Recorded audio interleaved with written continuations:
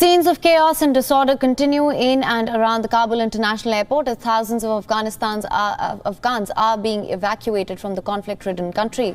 Now, hundreds of evacuees were seen boarding a Qatar Emeri Air Force plane.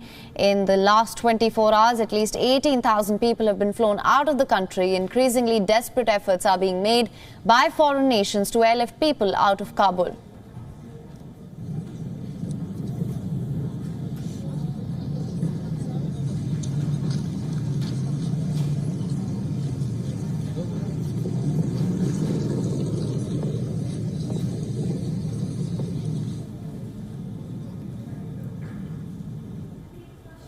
The Qatari and Pakistan embassies are actively transporting hundreds of Afghans from the city to the airport.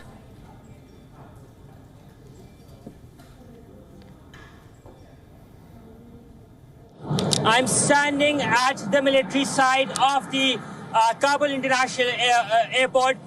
Behind me is the line which is leading towards this aircraft. To my left is the aircraft which is there, and people in numbers, hundreds are leaving today. More than 18,600 people have been flown out in the past 24 hours with the help and efforts of different governments. They're boarding this flight in a specialized Qatar Emeri Air Force plane so that they can get to safety.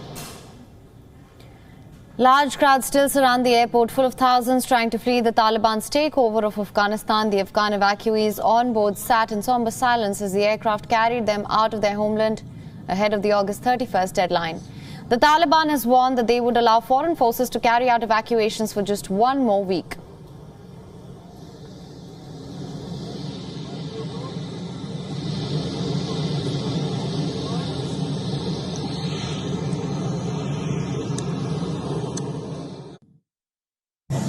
The plane that I'm standing in is full of Afghan citizens, those who are trying to flee to safety. It has journalists, it has social activists, it has sportsmen, it has people from different sectors of society. All of them are visibly saddened, at the same time visibly relieved to be getting to safety. Anas Mallick in Kabul, Afghanistan for WION World is One. About 45,000 foreigners and Afghans have been evacuated from Kabul's airport since the Taliban swept into power. More than 20 people have been killed and dozens have been injured in shootings and stampedes amid chaos near the Kabul airport. WION is now available in your country. Download the app now. Get all the news on the move.